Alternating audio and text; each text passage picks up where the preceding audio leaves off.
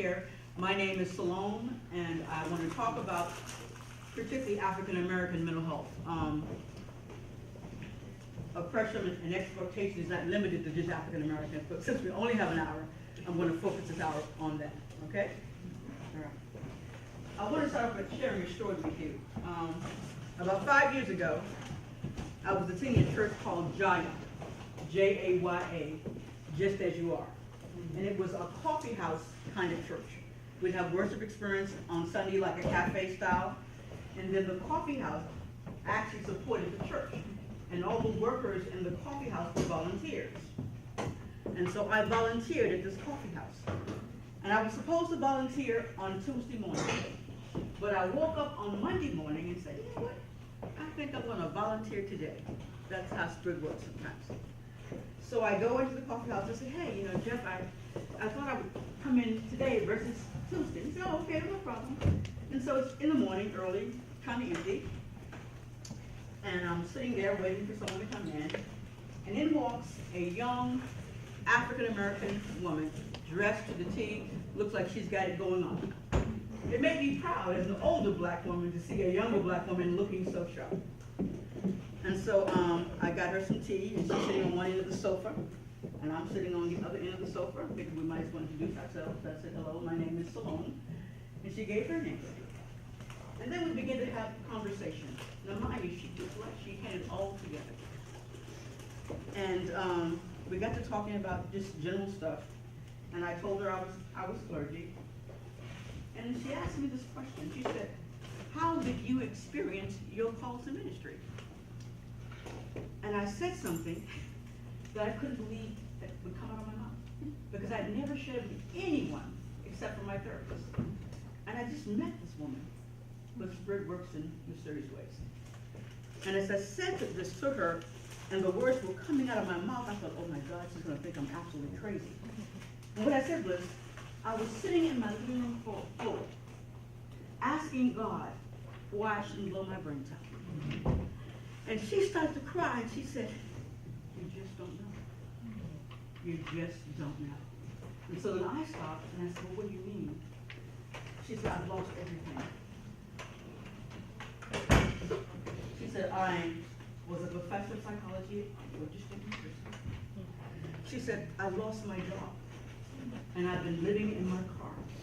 And she said, I did everything right. She said, I grew up in Harlem. I used to step over dead bodies coming home. But I wanted to get out of that scenario.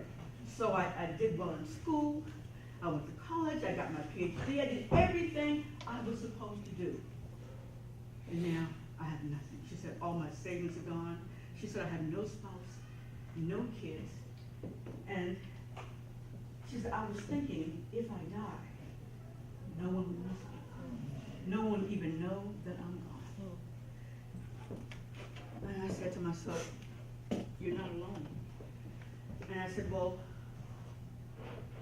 perhaps I can help. And I'm not a person that carries cash around, but on this, it was in January, I had gotten some money for Christmas, and I wanted to be like my family, have a big screen TV. And I was planning to go to Walmart and buy a big screen TV. I said, let's see if we can find you a room, first of all, find a place to stay. And I talked with Jeff, who was a pastor of the church, and I said, we need to get you some help, because there's another way. So Jeff intervened as well. We provided the money for her to see a psychiatrist, and he could refer her to adult stabilization, and she could get the help she needed. That's what happened when Spirit intervened. You know, I just happened to be there on a Monday when I was scheduled to go on a Tuesday, but something said no, go today. And I met this young lady who was doing well, by the way. But just having someone to talk to, someone to care about, made a difference in her life, and she's alive today. So having said that, I want to say something about the history of the race construct. And we do know that race is a construct. We know that, right? Race is a construct. And so, this is my service dog, Ingrid, who tends to move when I move. So bear with me on that.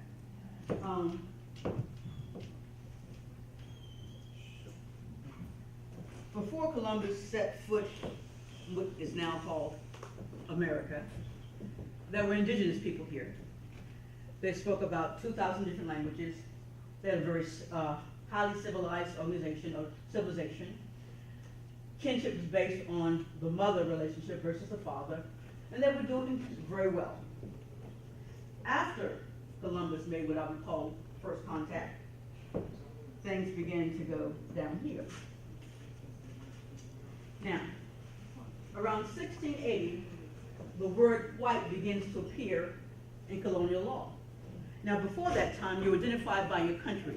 You were English, you were Irish, you were Scottish. No one was defined by their race. But around this time, particularly in Virginia, they began to use the word white to define those who came from England. And in an effort to break down collaboration between poor Europeans and Africans who were enslaved, what they did was they were able to give those who were indentured servants some land and money and grain so they could begin to start their own lives and have a family. But they started out with something. Africans did not.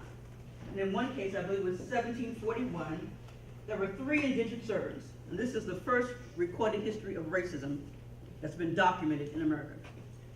It was an Irishman, a Dutchman, and a person of African descent. They were all indentured servants at the time. They decided to run away to what is now called Baltimore. They were all captured, brought back to Virginia. All 3 were sentenced to 30, when they whip you? Lashes, thank you, 30 lashes. And the Dutchman and the Englishman, Irishman, they were given an additional 4 years of servitude. The African was given servitude for his natural life. Same place, same time, same crime. The African was treated differently. And so, the thing to remember is that Africans were never meant to survive in this country. The labor, the body was exploited and discarded. Now, some people think that slavery went over the Emancipation Proclamation. It did not. You know that, right? If you are incarcerated, you can be forced to work for free. So if people prevent you from getting an education, they prevent you from having jobs, so you can't work, and then we have nothing to do when you're on the corner, that's a crime, that's called you just stand around as a black man or woman, you go to jail and they can force you to work for free. And lots of our major companies hired Africans who were enslaved, who were incarcerated. So all of these things point to where we are today and how African Americans experience racism and how it's institutionalized. It's not just somebody dislikes you because of the color of your skin. The whole system is created to ensure our demise. You have to understand it. We were never meant to survive.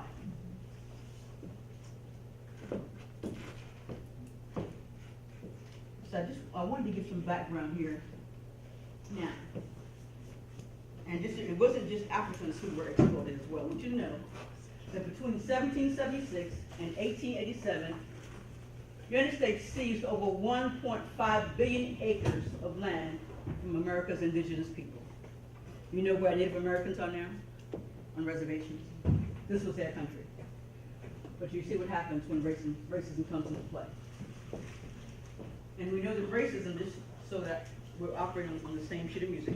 It's defined simply prejudice plus power. I can be prejudiced against you as an African American, but I can't determine where you live. I can't determine what school you go to. I can't determine how much money you work. I can't control your very life. But when I combine that racism with power, that prejudice with power, that's called racism.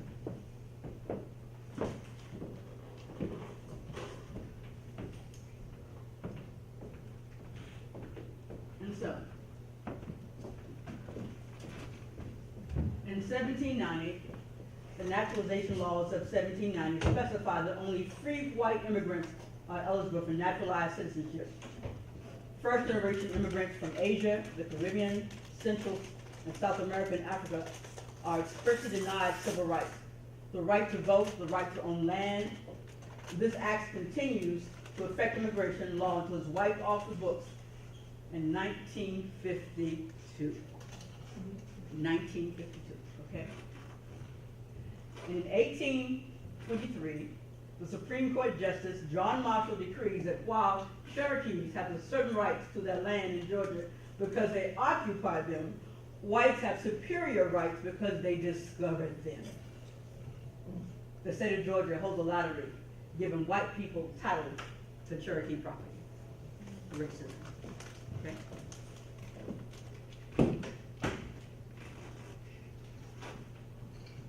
Now,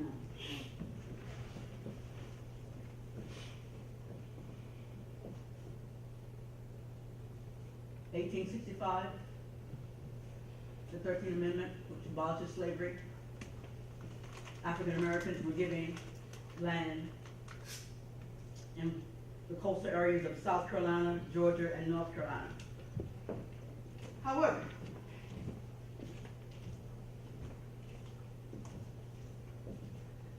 I missed the slide, but I'll tell you this. And when Lincoln was assassinated and Andrew Johnson became president, he said, "This is a white country for white men only, and the government was for white people. And all the land that was given to Africans who were freed as slaves was taken back." So that little brief reprieve they had was taken back. We want white tenants in our white community. So now we need a period of Jim Crow in U.S. history.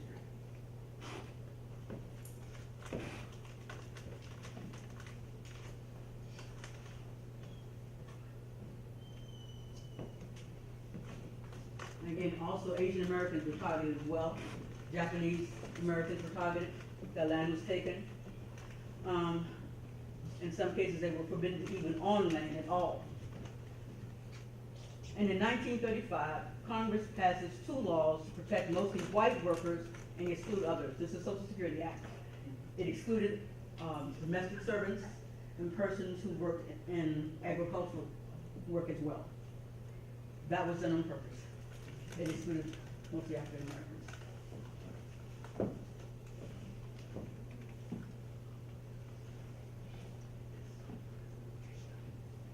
And so here we are 4 decades after the Civil Rights Movement.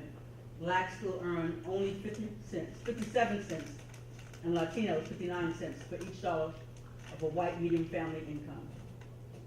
The racism, the exploitation still continues.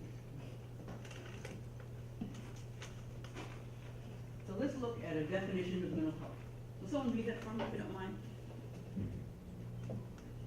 A state of well-being in which the individual realizes his or her own abilities, can cope with the normal stress of life, can work productively and fruitfully, and is able to make a contribution to his or her community. Let me keep going. Yes, please. Culture plays a role in how individuals perceive and experience mental illness, including whether they choose to seek help, who they turn to for help, what coping styles and support they have, what treatment might work, and more.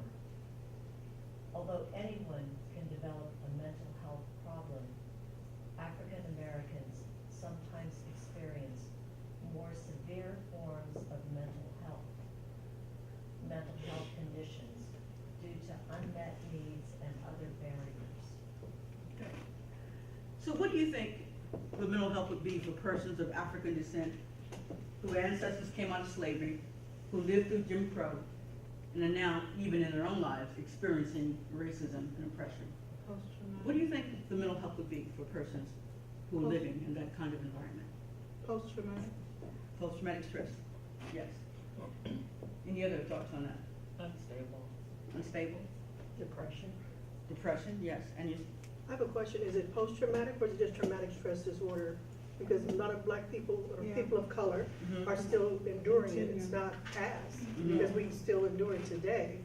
So is it just a traumatic stress disorder? well, actually, I've heard it used both ways. The term that I'm normally familiar with is post-traumatic stress disorder, but some folks are telling me now to drop the disorder. So it just depends, I guess, on your perspective. But I've heard it called both.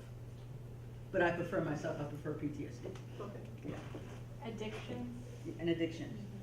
Yes. Drugs, alcohol, a little bit. the daily anxiety of dealing with microaggressions, if not macroaggressions on a regular basis, just the level of stress and cortisol and all that stuff. It is. And I remember, like, sir, when I was going through my process for ordination, I had to take a psychological test as well. And it came back as a defensive African-American woman. And in fact, there were 5 females, and we all came back with the exact same diagnosis, defensive African-American female women. So I had a talk with my therapist, and I said, if you lived in a world where everything that was created was to your demise, you know, how would you respond to that? You know, how would you respond if people didn't want you to have a good education, or to have a good job, or determine where you live or where you couldn't live? How would you define it if everything was judged by your race, and you're assumed not competent because of the color of your skin? How would you respond? You know, so what I'm experiencing and how I respond is normal for someone living out that experience. And oftentimes we have to be culturally competent because most of the inventories they use are based on predominantly white middle class men. And so that's not how I exist. I'm not treated like a white middle class. I'm treated like an African American woman. So my responses are normative for me. They may not be normative for you, but they're normative for me. So helping him understand this, he did change it. He's also a former Marine, so he did change it. But every black woman was defined as defensive African American females, based on the test that we took for fitness, for ministry. So you have to recognize that even culturally, things are so different.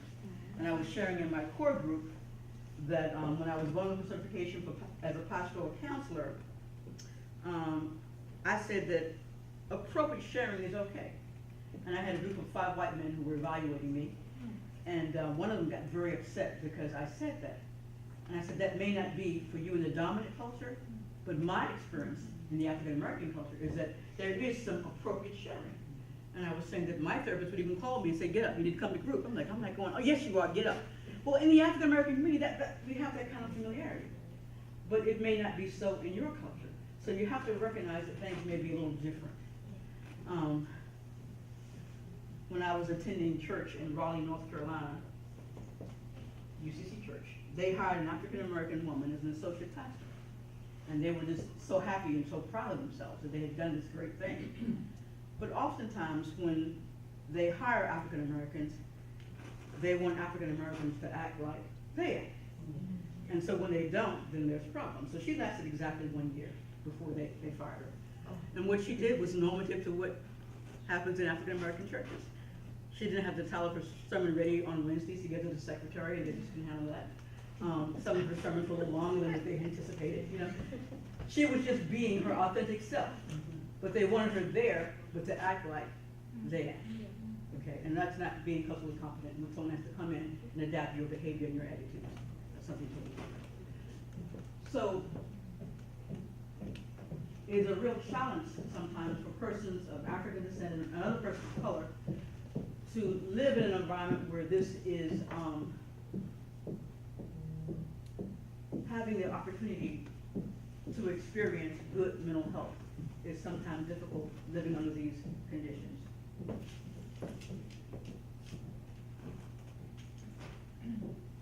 Okay. Factors that affect mental health in African American communities. The first one we talked about is racism. And despite the progress made over the years, racism continues to have an impact on our mental health of African Americans. Negative stereotypes and attitudes of rejection have decreased, but continue to occur with measurable adverse consequences. Just recently, this African American woman who was a doctor and also a surgeon was flying. There was a medical crisis on the plane. They asked for a doctor, and she said, I'm a doctor. And the student said, oh no, honey, I mean a real doctor. You know, it's still assumed that she could not be a real doctor. And as African Americans, we have our own internalized racism as well. Stuff and baggage that we need to deal with that has not been talked about. Dr. King has said, if a man calls you a dog long enough, eventually you will begin to bark. So we have, in some cases, internalized our racism, the less than behavior, that we are less than competent, less than other folks, because of whatever. So we have to teach ourselves and relearn how to be authentically human and whole. Because so much of society tells us that we're not worthy, we are less than. Oftentimes these things are manifested by alcoholism, drug addiction. There are all kinds of ways that this kind of living under these circumstances manifests itself in our lives. Any other thoughts or comments?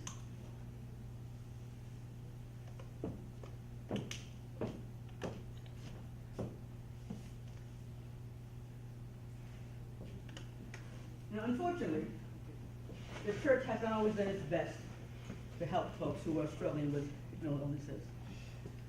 I have a friend who was abused sexually as a child. She's in her 70s now. And she finally found the courage to tell her pastor. And you know what the pastor said to her? He said, honey, you should have taken that to the grave. And first of all, she's 70, and he called her honey. He said, honey, you should have taken that to the grave. Rather than talk about my pain. And oftentimes, the pain that we bear as African Americans, our silence about it is killing us. Because you can't show anger in this society as an African American and survive. You're going to be killed or shot or something else is going to happen to you. They're bringing law enforcement. You just can't allow yourself to get angry as an African American and get involved with police, because usually you'll end up dead. So we as a faith community have to change the way that we look first at cultural competence. If you're in a church that's predominantly African American, you have to look at theologically how you respond to Christians, non-judgment, all of us being children of God. And you have to educate the congregation about what it means to be a companion or a peer to someone and walk with them who is living with mental illness. I also think, I said at lunch, I had a member of my church who lived with mental illness. He had a grocery basket. Everything he owns in that basket. And he wanted permission to park his grocery basket in a parking space. And we had to have a meeting. We did say yes to it, but we had to have a meeting to make a decision on that. Sometimes, hopefully, we as faith communities can respond a little faster than that. But sometimes the church itself does not help. And sometimes when we go to church, we hear, but just tell Jesus, and Jesus will take care of it. Now, I believe in Jesus. I really do. But I also believe in the fact that we can get some help through other ways as well. Companionship, sometimes it may need medication, whatever that might be. But, you know, we can go beyond just saying, Jesus will take care of it. You know, just pray, honey, and all your problems will go away. That's not always the best answer for persons who are living with mental illness. So sometimes in our faith community, going to our pastors, unfortunately, may not be the best way. But we're working on changing that, so it will be the place that a person will want to go to get help if they're living with a mental illness. Poverty. You have no money. You're worried about how you're going to eat, or how you're going to pay the rent, or you're worried about eviction, even just health care. How am I going to pay for the medication that I need? If you're making 57 cents of every dollar, and particularly if you're female, you're making probably even less as a woman, right? How do I survive? Stress. The stress of just trying to make it day from day. Living in poverty can also cause someone to be living with an illness as well. And it makes no sense in this society, as rich as we are, that anyone would have to worry about any of these things, eating or a place to live. We can take care of it if we choose to. We can take care of it. Any other comments or thoughts or questions about that, about the issue of poverty? The other part of poverty is how something as minor as a problem with your car can just destroy everything. Because you can't get to work and you can't get your kids to school. I mean, things that people who have It enough just snowballs. don't even have to think about, that poverty. And I remember a case I heard about, it was like in the late 90s. A young woman, a mother, was trying to get help for her son. He was 12 years old. He had a tooth that was infected, and it cost $98. And she couldn't get anybody to take a payment plan, so she can have it removed. He died. $98 to get a tooth removed. And no one would do it for her or give her a payment plan so she could have it done. And her 12-year-old son died in the United States of America.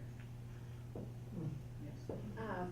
The issue of financial education is an issue of equity and social justice because communities of color do not have access to financial education. So people don't have a line of credit because they Right. never knew how to build credit. They That's never had exactly access correct. to the very basic pieces of education that, the white communities have more access to. And let me tell you this, I was moving from Florida to Georgia because my mother has Alzheimer's, and I was trying to buy a house from Florida in Georgia. My uncle was a real estate agent. I had a credit score of 720, and my income is from the government. I'm a disabled veteran, and I also get disability. And so, that's pretty much guaranteed income. 720 score, credit score. They put me through so much hell trying to get a loan. The only thing that saved me was that they asked for one statement. They wanted a copy of my savings account. And it just so happened that was the only document that had a Reverend of Salaam. Because I didn't use my Reverend part because I was not going to be pastoring at the time, so that was of no consequence. And when she saw that I was a Reverend, that changed everything. But before that, I mean, I was catching all kinds of what. But what tickled me was I was helping with a new church start, a young white man who had like 3 different part-time jobs, and he was trying to buy a house with his wife. And I said, man, when I bought my house, I had so many problems. Just be prepared to jump through a lot of hoops. And he said, what do you mean? I said, well, I had all these problems when I was trying to buy my house. He said, I haven't had any problems.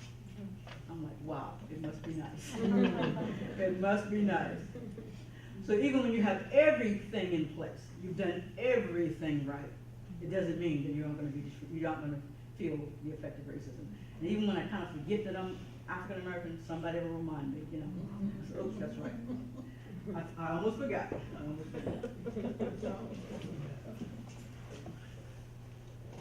So this is in Atlanta, right outside of the homeless shelter in Atlanta. These are persons who are living with mental illness. And unfortunately, because downtown where the shelter was has become prime property, they closed the shelter for someone to buy the building and gentrify it and make it into condos. Of course, they said they're going to put people up, but that never happens. And so this is what we have in Atlanta today, primarily African Americans.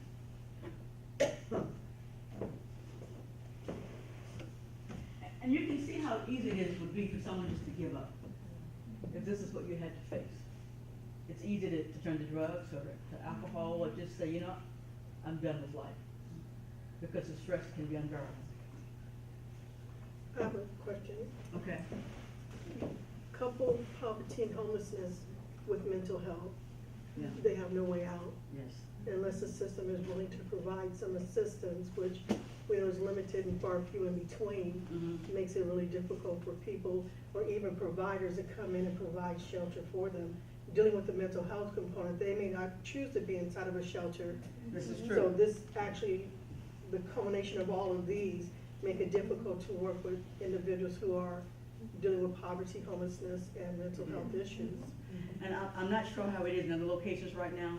In Georgia, we have a big problem. There are about 6,000 homeless. We have maybe 2,000 beds. So that's a big problem. The bright side of the picture, the VA is responding. If you happen to be a veteran and you're homeless, they've got some great programs in place now that you can get help if you happen to be a veteran. But if you're not a veteran, you don't have access to those benefits. But we as a community have to decide who we are as a faith community. Is this what we want in our city, our town, our community? We can make a change, but we have to advocate for it. It's just not going to happen.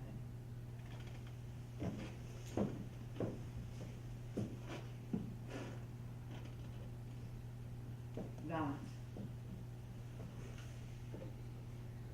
African Americans of all ages are more likely to to witness or be a victim of violent crime.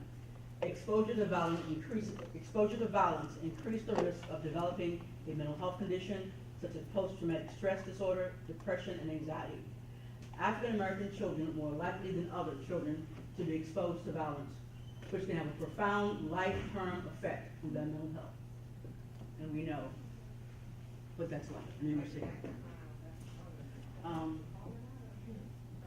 I remember I lived in Richmond, and that's where I was going. And I was kind of like in one of those gentrified areas where the 2 blocks that I'm on are very nice, but the next 2 blocks, you know, you never know what's gonna happen. I heard 5 gunshots in one night. And I just turned over. I was so used to hearing the gunshots. It didn't even bother me. I'm like, oh my God, you know? I found out the next day that several folks had been killed. But I also recognized how the exposure to violence can make us numb. When 9/11 happened, I was getting dressed. I got a phone call that said, turn the TV on, and I did. And I sat on my bed watching the whole thing unfold. And I remember thinking, I felt absolutely nothing. And so, and I tried to process, why am I not feeling any kind of sadness or anything concerned about what's going on? And it finally dawned on me, my whole life has been lived in a state of terror as a black woman. I remember going to a Bible study once, and I was driving, and a guy was jogging, a white man. I almost hit him, but I didn't. I stopped to make sure that he was okay, and he spit in my face. And I thought, okay, if I hit him, I'm going to jail because I'm a black woman, no money. I'm in seminary at the time.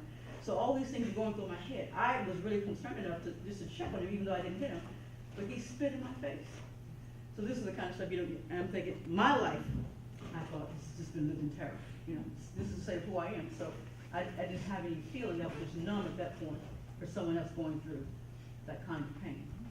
But I think that's a lot of African Americans have that numbness about stuff because they've been through so much themselves that just can't feel anymore.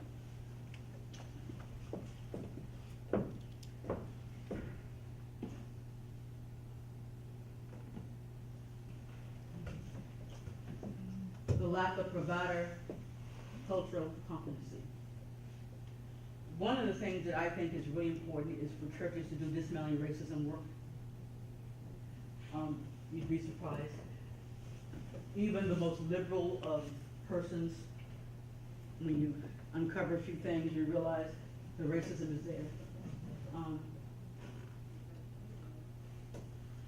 I was hired as a nonprofit as a director. One of the missions that we had was to dismantle racism in Richmond, Virginia. They made a big stink about hiring the first African American woman of this organization. February came around, they asked me to write an article about it, so I did. I wrote it, it was published, and they wanted to lynch me, pretty much. They were gonna have a board meeting, basically to fire me. But I had a few advocates, white advocates who said, don't say a word, we'll take care of this. And so these were progressive white people who were fine with me until I wrote an article about racism saying that all white people are racist. Wasn't my definition, it's white man's definition. And what it means is if you benefit from the privilege of whiteness and you don't acknowledge this, then you're racist. And that's what I wrote, and that's what got them so angry at me. But there were enough advocates to stand by me through that process. But even with the most progressive of white people, they were ready to fire me because of the statement that I made. So What was the statement you made again? all white people are racist. And it was based on an understanding that if you benefit from white privilege and don't acknowledge that, then you're racist. And it was a definition that I borrowed from another white man. It wasn't my definition. But they were so angry at me for writing it that they wanted to fire me. The first black woman that hired me. This is not racism in Richmond, Virginia. So even if you think you're there, you're probably not. So it's good to do some dismantling racism work, to have the cultural competency that you need to offer persons of color the help that they need. It's different in different cultures.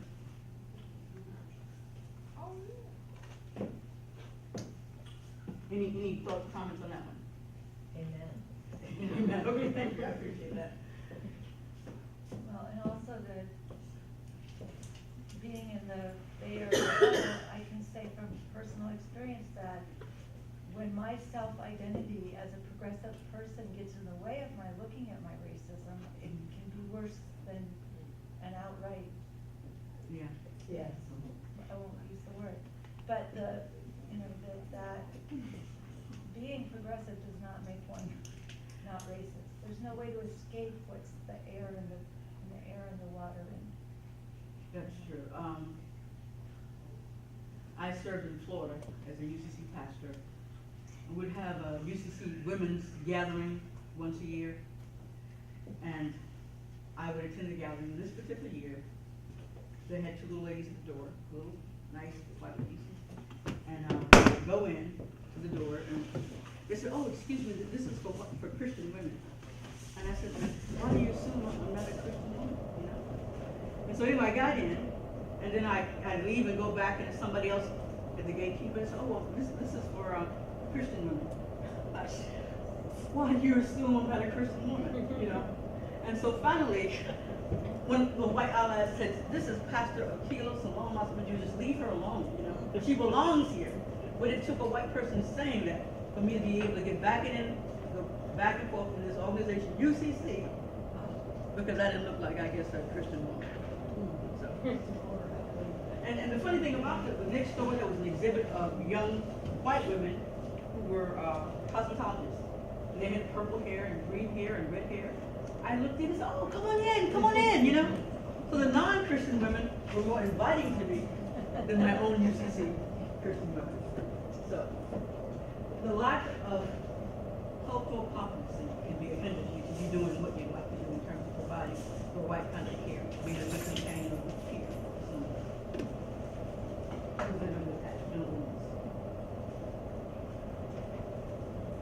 Distrust of the medical system. Do you know why African Americans distrust the medical system? Any thoughts on that? Tuskegee 626. Are you familiar with that? Yeah. Do you also recognize that this medical specialty that we call gynecology, you know how that was started? Slave women and poor African American women, oftentimes without anesthesia.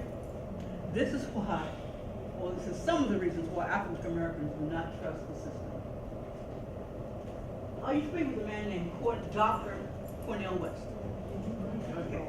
Cornel West said that when he was a child, he was labeled slow and retarded because he was so hyperactive. We now know that he's not retarded, but that's what the label the system put on him. And that's often a label that many young black boys get because they're hyperactive. You have to understand how the medical system works. Diagnoses of people oftentimes wrong because they don't have the right competency to make the right decisions and diagnoses. Any other comments, thoughts? Yes, sir. Our church in Berkeley has been studying a book recently called The Color of Law, Okay.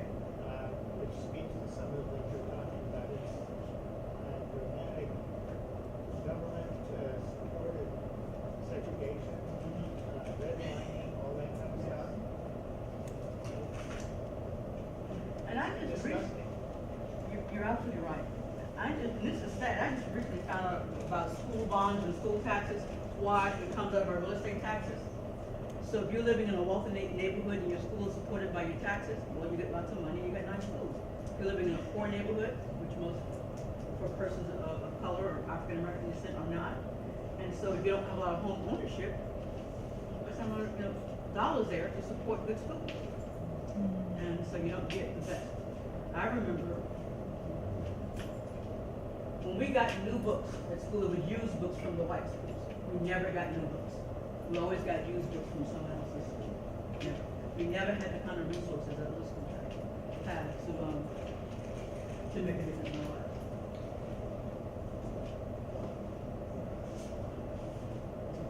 Now I'm gonna try to put the video on without messing up, so just bear with me. She said I could do this.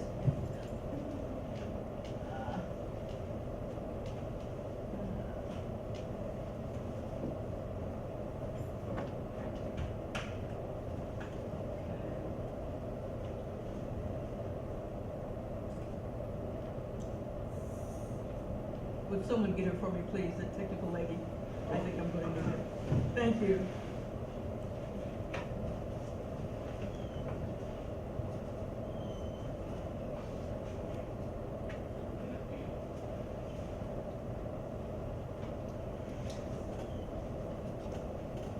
It looked so easy when she was doing it.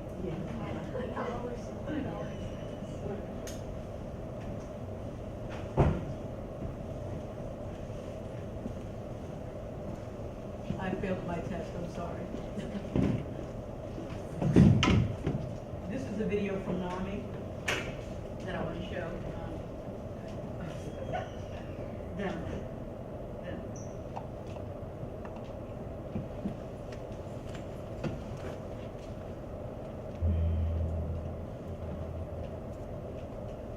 I really just couldn't accomplish anything that I wanted to do. I was trying desperately to go to school, go to work, and I couldn't. I was in a desperate crisis situation. Her mental illness was so obvious, but at the same time, her desperation and sadness was so obvious. You know, I often tell people that I was a real mess. That leads ultimately to a point in your life where you feel you just can't take it anymore, and you're ready to check out. The King of Kings lifted me off the floor that night and said to me, "Clarence, what are you doing?" And I said in retort, "Why me?" And no sooner did I get those words out of my mouth, the answer came, "Well, why not you? Would you rather your sister or your brother or your child?"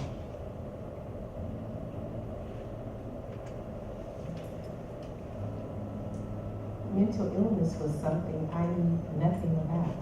It's hard for people to talk about mental health problems. So I really at one point thought, wow, maybe black people don't recover. Do people who look like me recover? Because I'm not seeing it. And I got a little worried. I had this moment of worry. I was doing fine, but I had this moment of worry that maybe this is all fake or that it would just shatter like glass or something. I thought it was something to fear. I thought it was something that was going to be devastating for our son, that he could never have a good quality of life again. You don't have to suffer alone. You don't have to believe that you're stuck with it for the rest of your life. You know, when I got sober 23 years ago, and I went into these rooms and asked for help, they said, ask that old dude over there. I said, I gotta ask for help. I said, you have to ask someone for help. They said, ask that old dude over there. And when I asked the old dude, I didn't know, but the old dude was a psychiatrist.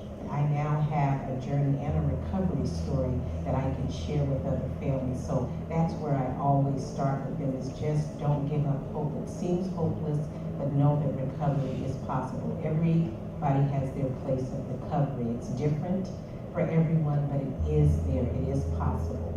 And that's really what peer support is. Nothing more is someone who has walked in that shoe and in that space that you've been in, to be able to share their experience, to be able to definitely make you feel like you're not alone. And oh my goodness, wow, somebody else is Now, think about that. I think people get it. People understand because they have been to that point where they feel like they're in a struggle, and they really are. We really are in a struggle. But guess what? We're all in the struggle. We all are.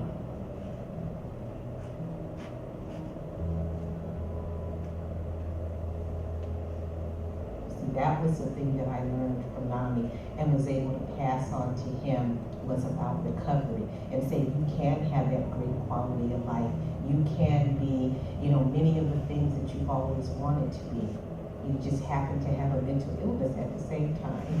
Recovery is not, these symptoms are going to go away and I'm going to be happy and carefree and joyful the rest of my life. Recovery is, in fact, having achieved a greater capacity for things like love, creativity, and work, and integrity. In recovery, I learned, you take 2 steps forward, 1 step back, 3 steps forward, 2 steps back. It's a sort of back and forth, back and forth. What I like about the spiral sort of analogy is you're always moving forward. And sometimes I may be moving a little bit slower, or it may even appear that I stopped, but I haven't come backwards. I'm still moving forward. I have found a way to express those things that have been hidden in me for so many years, and I did not know it was there. This caused me to become compassionate, caring, hopefully authentic, loving, and understand the need of another human being.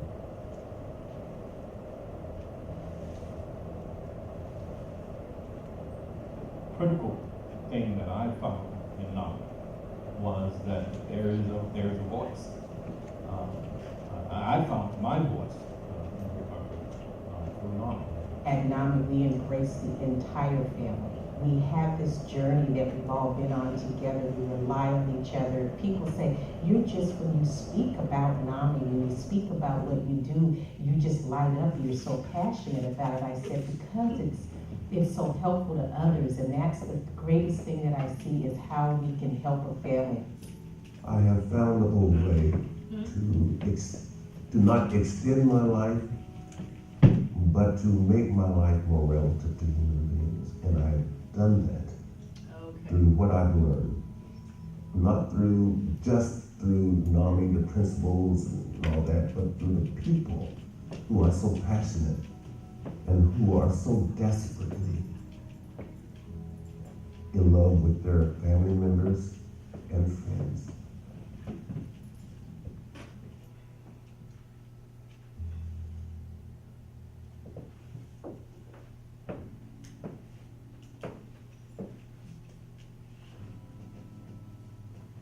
So, what does that mean for the church? We got the information. We know some of the challenges that may lie ahead. Oops, never mind. Okay.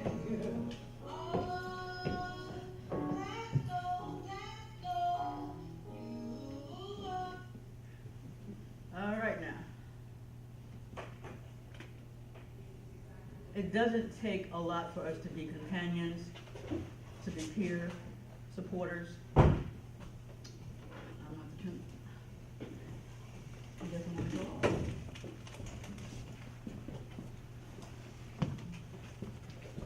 Okay. It doesn't take a lot for us to be companions and peer-to-peer persons to support others who are living with mental illness. And as a church, there's a lot that we can do. And I want to pass this out to you and take a look at this. It has some options for us as faith communities, how we can respond as a church.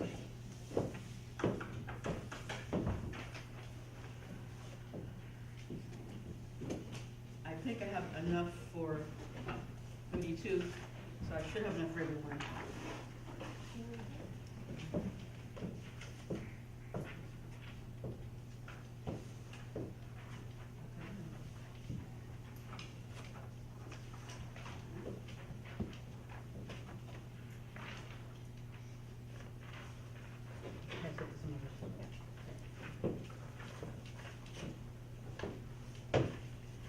This, well, I hope will just give you some ideas of what your church may be able to do in terms of responding as a faith community.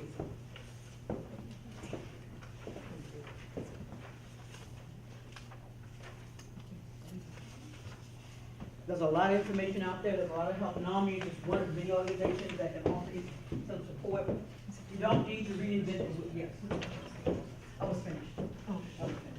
You don't need to reinvent the wheel if you don't have to. You need one. I'm sorry. Was it 2 pages? It was just one, back and front. Okay. I'm sorry. You need one right here. Oh, I'm sorry.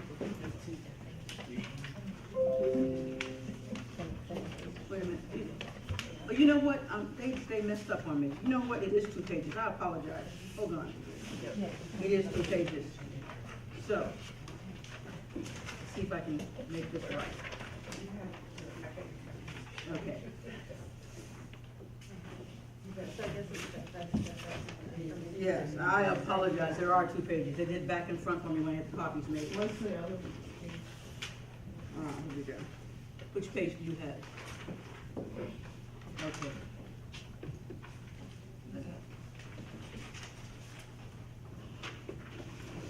I will get the right ones to you before, Put them both back in 2 stacks and. yes, I apologize for that. Yeah. I appreciate that, yes. If you look at this, and you will have a chance to do so, it gives you some ideas on what a faith community can do to help your community who's living with mental health, particularly persons of color. The first one is letting people know it's okay to talk about mental health. Letting people know it's okay to talk about mental health. Maybe having a mental health awareness Sunday would be a beginning point for you.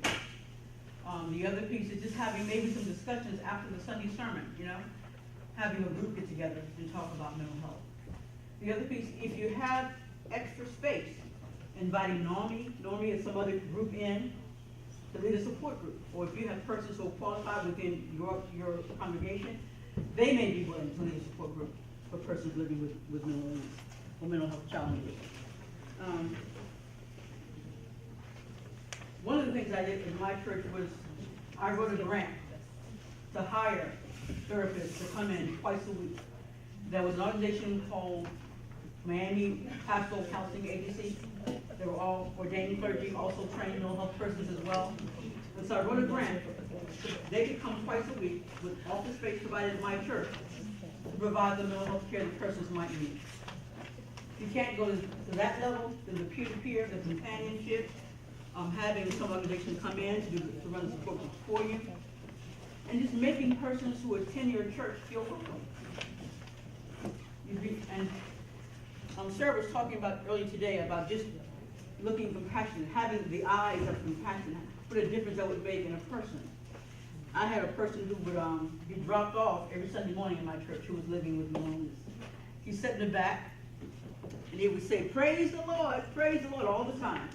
After worship, he would come back, and we'd have coffee and donuts, and he said to me, I don't drink coffee, I drink hot chocolate. I said, you're right. So I got some hot chocolate, so he would have something to drink. Just small things can make a difference in how people feel welcome in your church.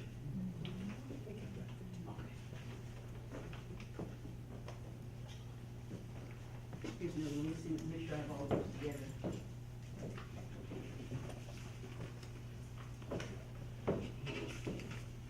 Now, how many have the first? Yes, ma'am. Yeah, I was just gonna say another, I've been thinking about this all day, is for people to encourage our pastors to still a sermon on mental illness, on mental health. Yes, yes.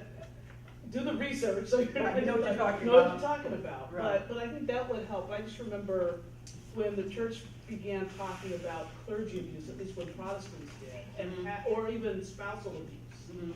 And a pastor would do a sermon about that. Somebody accused the pastor, I read this, it's anecdotal, of saying nobody had any issues with this until you mentioned it. No, that wasn't the issue. The issue was he mentioned it, and that gave people permission To talk about it. To talk about it. Right, right. It is, you have to have the leadership from the top, you really do, Yeah. to make a change. Although we're yes, sir. To that point, sometimes people are afraid to talk about suicide. And there's this fear that if we talk about it, it'll plant ideas in people's minds. But there are safe ways to talk about it that help connect people to resources. So thank you for mentioning, you know, if there were to be a sermon about suicide, are there any scriptures about suicide? Yes. You know, we can preach those stories and connect people to resources. And I can do this real quickly. When I was a pastor, I generally would preach from the lectionary except in the summer, and I would ask my congregation, now what's a sermon or topic you want to hear? And it was wonderful. So all kinds of stuff that like, I don't want to preach about that, but they requested it, so it was a learning experience for me. I had to do a little more learning myself sometimes. Mhm. But it was a fruitful experience. I'm glad that they did that. And the education piece is really important. Yeah. My cousin committed suicide, and I went to his funeral, and his pastor actually said, well, you know he's going to hell because he committed suicide in his sermon. So it's really important to have a pastor who's educated. Because yes, I'm sorry. Oh. Go ahead. I was gonna say also, if you are a pastor and you are going to be talking about or broaching these types of subjects, then you are going to have a way to receive that and That's for right. people to process that, because then there's triggers that happen, and then what, you break something and you gotta do something with it, Right. right? That's right. So, yeah, so that's really, really important. You can have NAMI come that Right, Sunday that's right, and yeah. be available with materials and people to talk to afterwards. Yeah. Yes. I'm from Arizona and Southwest Conference, and we're in the process of becoming a WISE congregation, Mhm. and we're going to do a Lenten series on, the first one's going to be an overview of mental health. Then we have a professional therapist who's going to talk about mental illness and the many nuances. We have a woman who adopted 2 children with differently able, who they are now young adults. She's gonna share some of the journey of those children. We have, gonna talk about, addiction for one, and then finish it with dementia, and particularly with seniors. And then our goal is to become a WISE, congregation. But our pastor is here with me and very much on board, so that's key. So he can also use the pulpit to reinforce what we're doing. That's awesome. Actually awesome. And one of the Yes. things, I'm here from New York, a church in New York. What we used to do in New York during the summers is we have series, what we call Chit Chat and Chew. And actually, in place of the services, we have people come and we have the segment on like mental health, mental illness. We have different people from the field as well as the hospital. But it gives the place to not only talk about it, but to have the resources and things right there in place of the service. You're gonna have the people coming for the service, so it kind of becomes the service.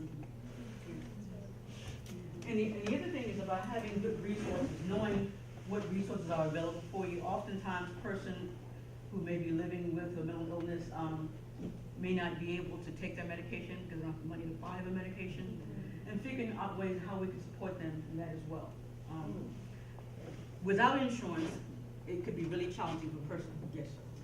There was a question earlier this morning about resilience, Mhm. especially when we're talking about racism and the oppression in our systems.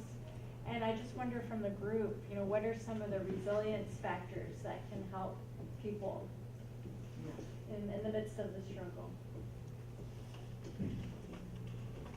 I think that community could be one of those resilient factors. I know growing up as a child, it's a little different now, but we had a real community. Mainly, I think, because African Americans didn't have many places to go, so we lived in the same community, whether you were a person of means or not. We all lived in the same area. And so if someone was struggling, my mother, God bless her, I was adopted and I was the only child. And my mother got wind of a lady who was going into a mental institution. And she had 10 children. And so my father left the house that morning with one child, me. And he came home, he had 11. And I never forget my father's words when he walked in and he saw all these kids, and he called my mother Bert. He said, Bert, how are we going to feed them? My mother said, God never created a mouth that he could not feed. And they lived with us for 2 years until she was released. That was the kind of community I grew up in. Things are somewhat different now, but that was a way that we supported the resilience there. She was able to get out of the institution, come back and take care of her kids herself. But I had to live with 10 other children when I was an only child, and that was a challenge for me. But my mother was always taking in people and always creating havoc, because it was my room that was usually given up. Well, sleep in her room. So, but that was the kind of things that people do.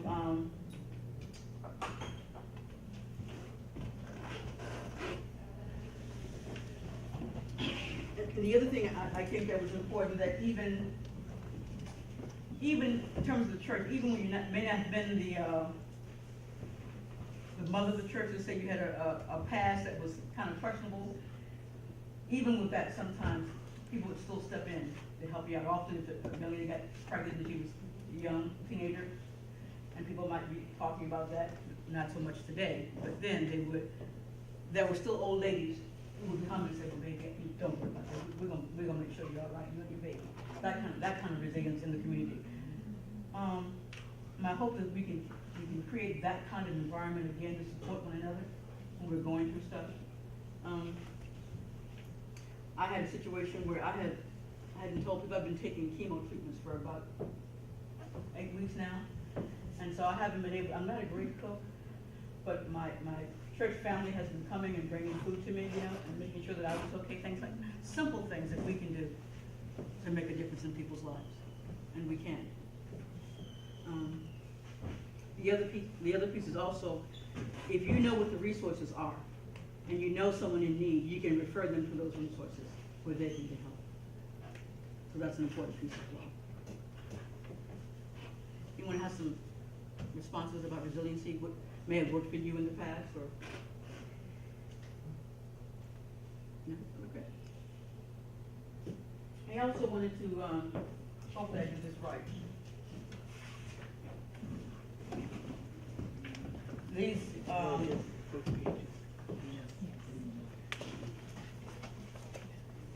information on African American mental health for men. And I bring this out particularly for men because I was, as I mentioned, I was in a group being trained to be a pastoral counselor. There was a young man in the group who was the pastor of a large church in Richmond, Virginia. It looked like he had it all together. And our trainers were clergy persons, they were also licensed therapists. And I went to group one Monday morning and he was not there. I found out that he had committed suicide right at church on Sunday. What does pain look like in African American? What's the African American? And the fact that he seemed to have his act together, but apparently he didn't, and he wasn't able to tell anyone what kind of pain he was experiencing. And so oftentimes, because a person doesn't look like they're hurting, doesn't mean they're not hurting. It's 2 o'clock already? Okay. I got my warnings on. So I hope you have some information on the historical context of racism in this country. I hope that you take away some understanding of how institutions were created to ensure the demise of African Americans and other people of color. And I hope you understand that the issues of poverty and violence, and racism, impact the mental health of African Americans and other persons of color. And that we, as a faith community, have a chance, an opportunity to make a difference in their lives. We can do it through peer work, we can do it through companionship, we can do it just being, as Sarah said, having that compassionate eye, listening.